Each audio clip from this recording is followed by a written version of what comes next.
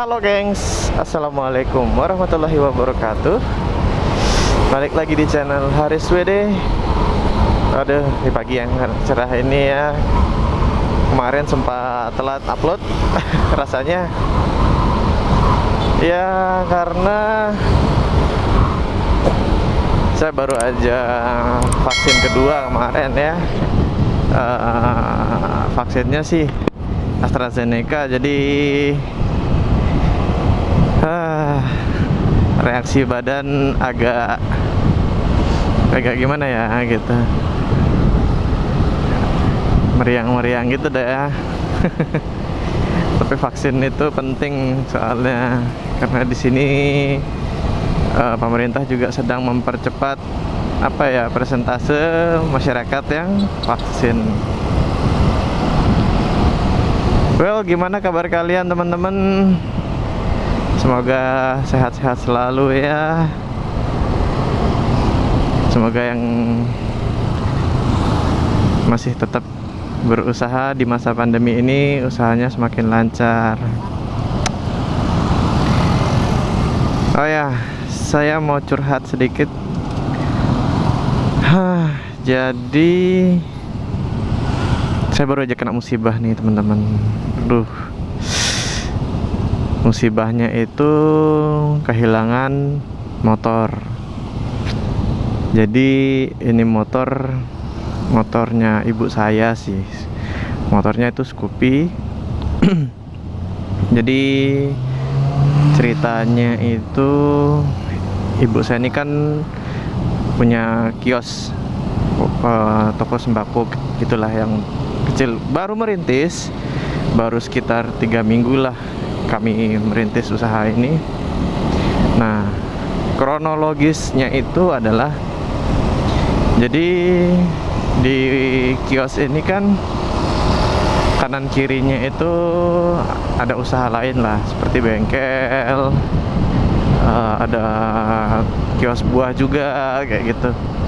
Nah, kebetulan kejadiannya ini di hari Jumat jam 1:30 atau 1:30. Jadi ya baru-baru orang selesai sholat Jumat lah gitu. Pelaku ini wanita. Pelakunya wanita, datang ke warung, datang ke toko ya, dengan iming-iming mau belanja babi bu banyak pokoknya, yang kalau di total sekitar 1.700.000. Ibu saya sempat ngobrol selama sekitar 1 jam sama orang ini, karena ibu saya pikir awalnya memang dia mau belanja. Kemudian dia bilang, saya butuh buah gitu.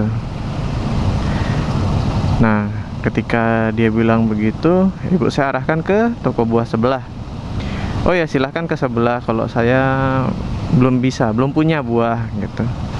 Jadi nggak ada berapa lama si pelaku kembali ke warung dengan ibu yang punya warung buah. Nah, si pelaku itu sempat bilang kalau dia lagi nggak bawa duit gitu. Jadi para ibu-ibu yang dua ini bilang, oh kalau gitu nggak bisa. Jadi kalian jadi mbaknya harus paling nggak ngasih kita DP gitu.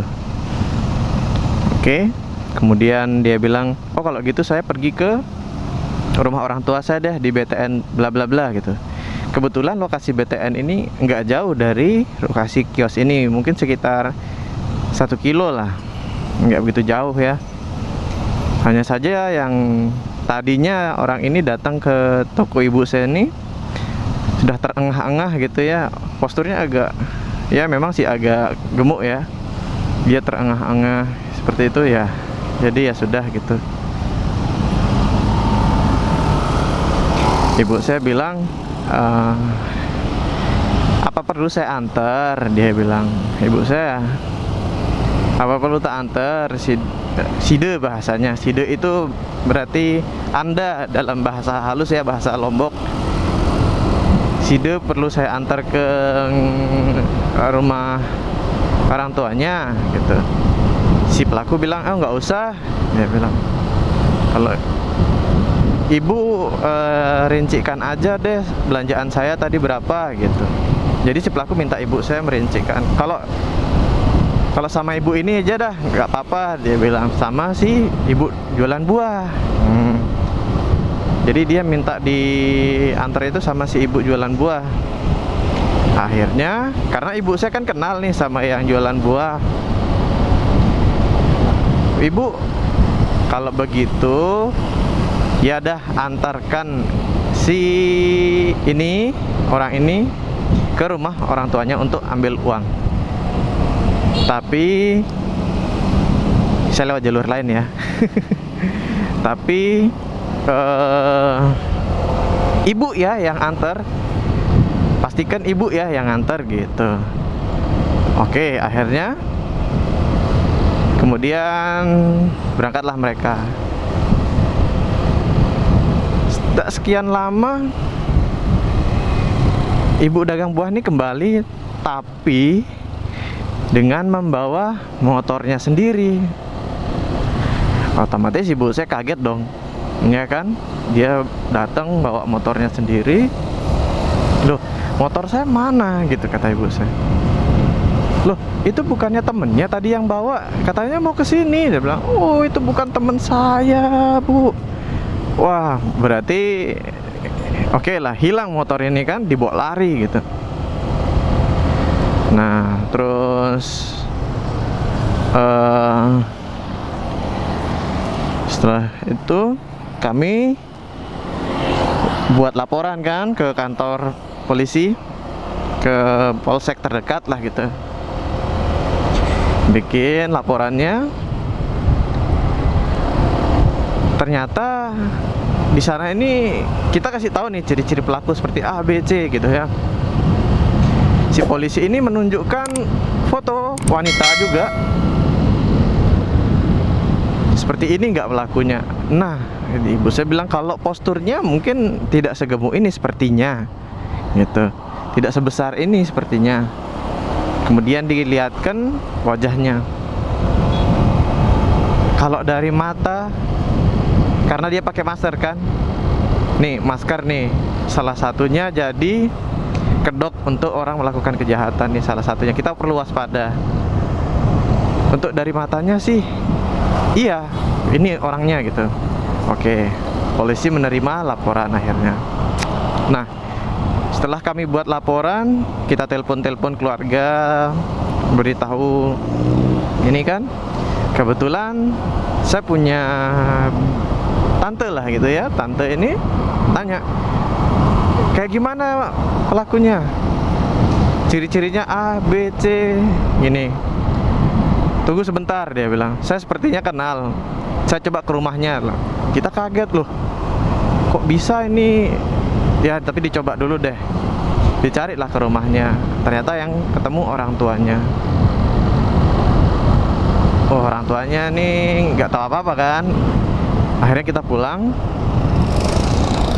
Malam sekitar jam 7 ba'da maghrib, kita ke rumahnya lagi. Ada dia di sana, dan ibu saya langsung bilang, dia sudah pelakunya ini gitu. Dia orang ini pelakunya. Pada akhirnya kita tanya, interogasi pelan-pelan. Ya kita bilang kalau bisa mengembalikan unitnya ya saya cabutlah laporannya apa. Tapi pelaku tidak mau mengaku. Kemudian kita pulang akhirnya. Karena dia tidak mau mengaku, kita pulang. Sebelumnya karena beliau ini tidak mau mengaku, jadi ibu saya tarik sumpah. Kalau memang bukan kamu, bla bla bla bla bla. Oke, iya, saya bukan gitu. Jadi dia berani bersumpah.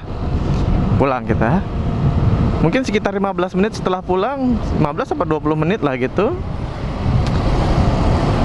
Kita kan meninggalkan nomor HP ya, kalau memang dia mau mengaku atau gimana. Ternyata benar dia nelpon. Perasaan kita sudah ini nih gitu. Ternyata betul dia mengaku. Dia bilang unitnya ada sama dia dan sudah digadaikan. Waduh, pengakuannya kan betul itu. Akhirnya kita kejar, digadaikan di mana? Katanya jauh di bagian Lombok Utara sana. waduh, besoknya kita laporkan kembali perkembangannya ke kepolisian.